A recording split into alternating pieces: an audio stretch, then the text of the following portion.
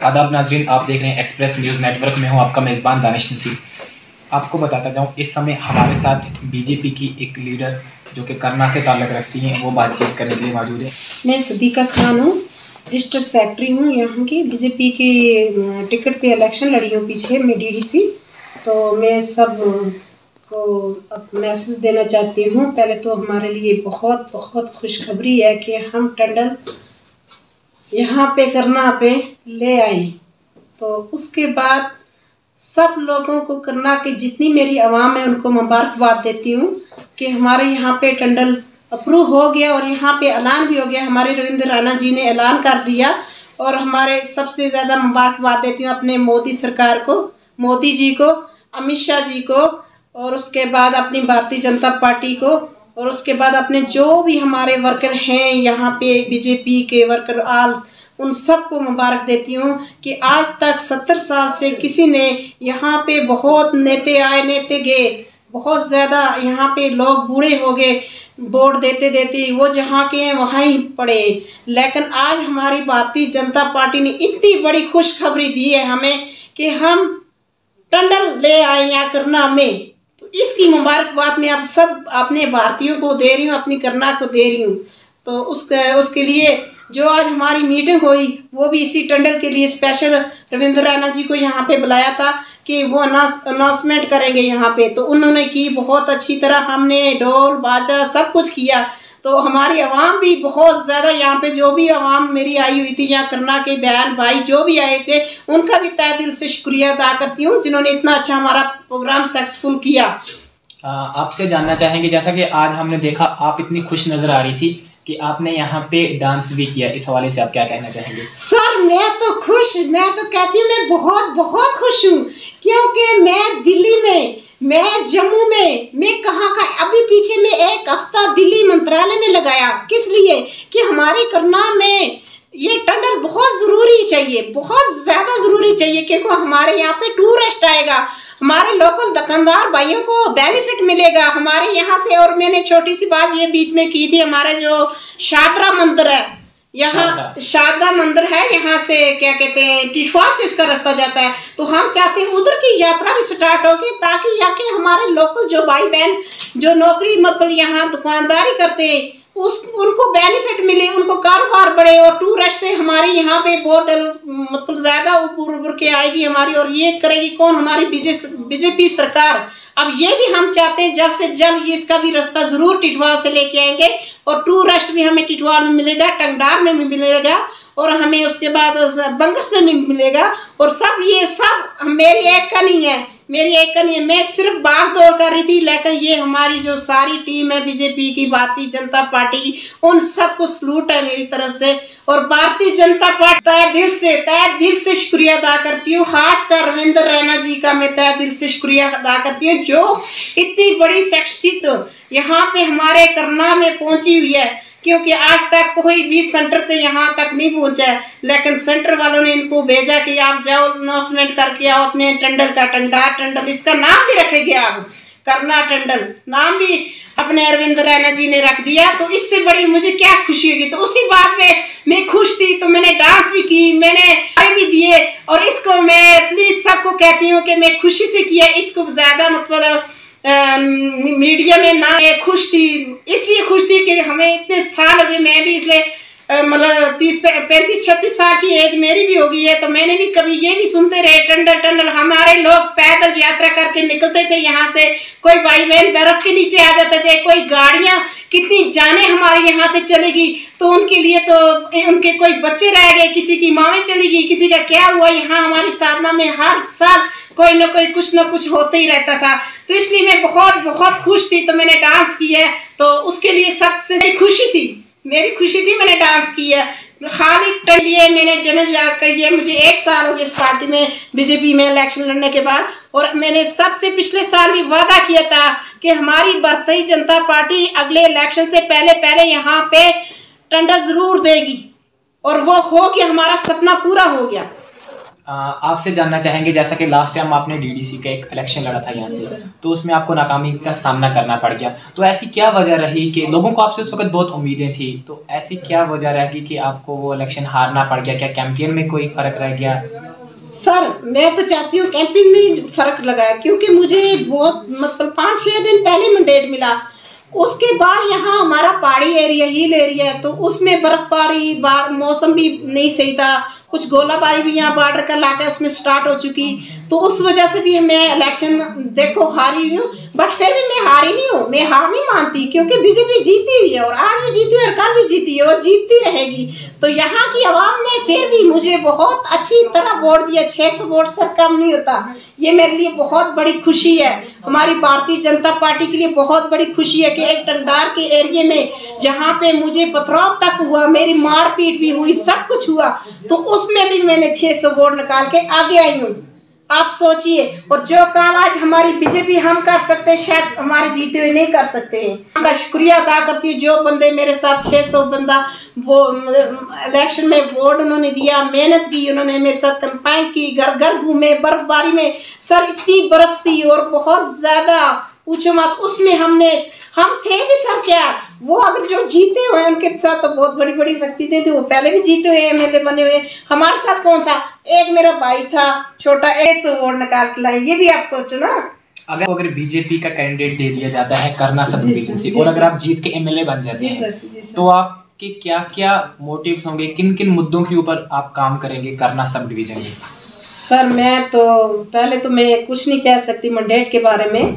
Mandate जिसको भी अगर हम मान के चले, अगर आपको मिलता है, अगर आप एमएलए बना दी जाती हैं करना के लोगों की तरफ से, जी सर, अब करना के लोगों की तरफ से अगर एमएलए में बना देते हैं तो उनका मैं बहुत तहे दिल से शुक्रिया अदा करती हूँ। और उनकी काम तो उनके, मैं देखो आज मैं हारी हुई हूँ तो भी उनको पता है कि मैं उनका काम कितना करती हूँ, जितना मेरे से हो सकता है मैं शायद करती हूँ।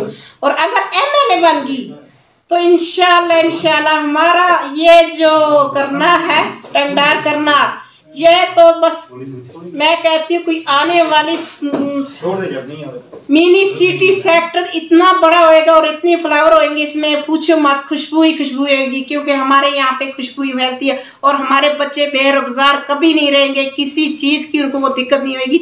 अगर मुझे एमएलए बनाते हैं तो शायद मैं उनके लिए जी जान से लड़ के बेरोजगारी खत्म, यहाँ की रोडें, लाइट, जो छोटे से बड़ा काम भी है ना, कुछ भी है जो लोग कहते हैं नामुमकिन है, उसको मुमकिन करके दिखाऊंगी मैं।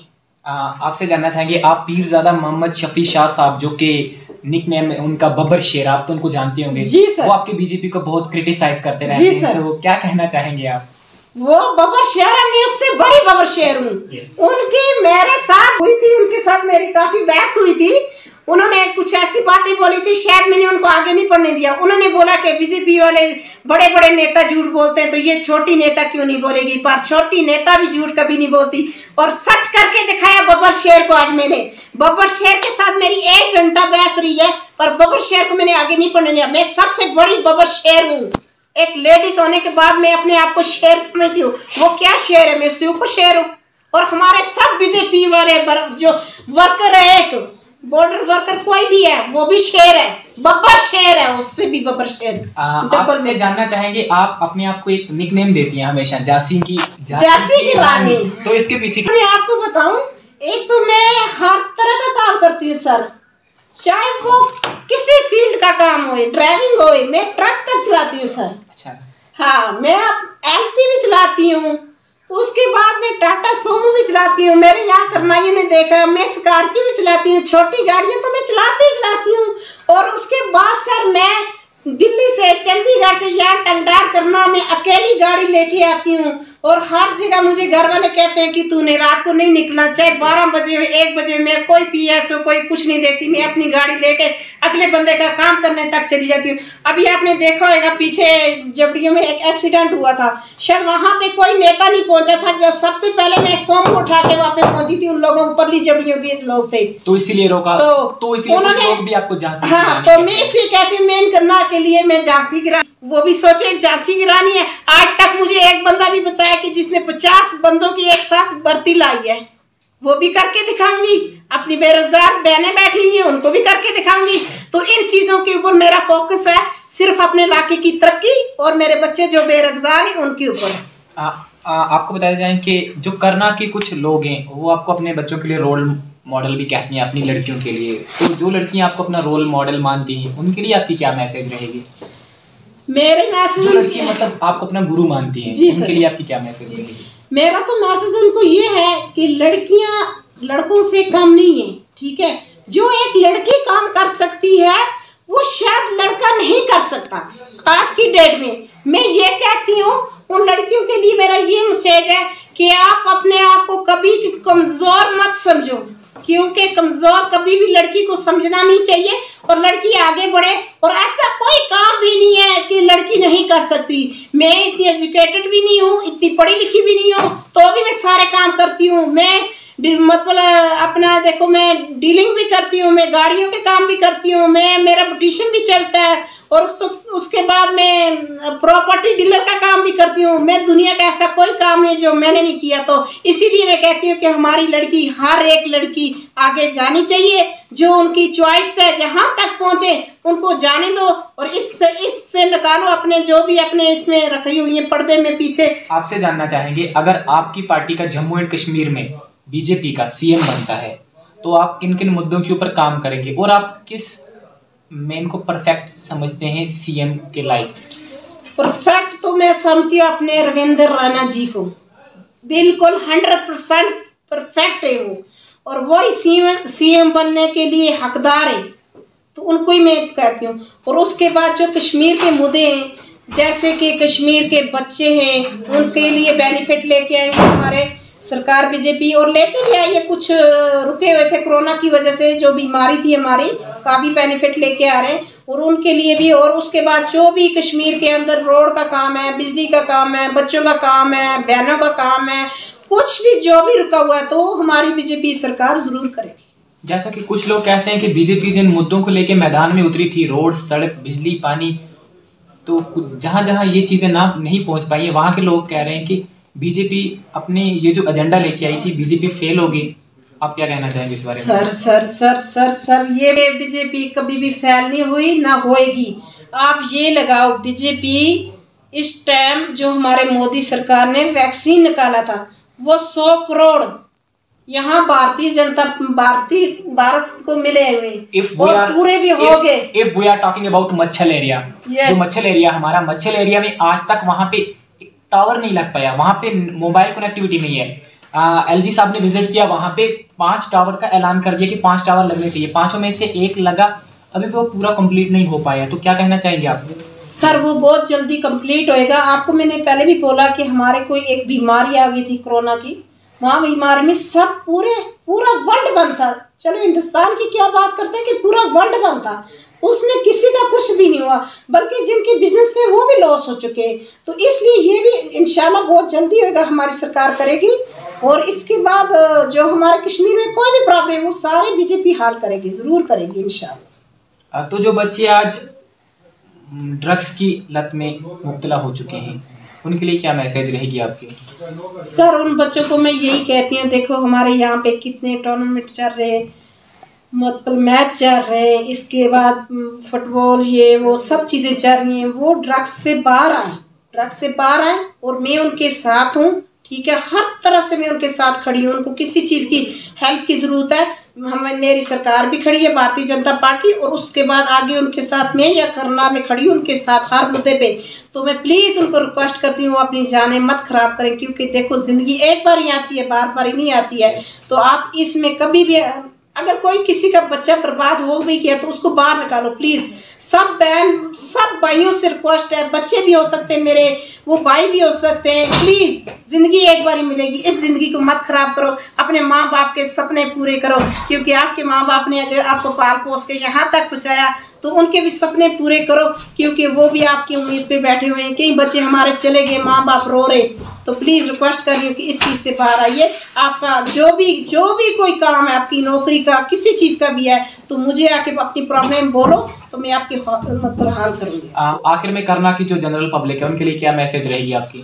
उनके लिए ये मैसेज रहेगी। देखो आज हमारे रविंद्र राणा जी का यहाँ पे विजिट था और बहुत अच्छी तरह हमारा फंक्शन हुआ, बहुत अच्छी तरह। उसके बाद उन्होंने अनाउंसमेंट भी की अपने टंडल की। और हम यही कहते हैं कि जब मुझे यहाँ पे पिछले साल मैंने इलेक्शन लड़ा था, यहाँ पे लोग कह रहे थे कि बहन अगर तू टंडल यहाँ पे ले आई तो पूरी करना तेरे साथ है। तो उन भाइयों को भी मैं मैसेज देना चाहती हूँ कि आज आपके लिए बहुत खुशखबरी है कि आपका टंडल आ गया। तो आप सब हमारी बीजेपी सरकार को ज्वाइनिंग करो और अपने इलाके की तरक्की चाहो और अपने बच्चों की मतलब तरक्की चाहो, क्योंकि हमारे बच्चे एवरेज हो चुके हैं, कोई हो रहे कोई होने वाले हैं। कि जल्द से जल्द हमारी सरकार को ज्वाइन करो। और इस सरकार के अलावा कोई भी कुछ नहीं देना चाहता आपको।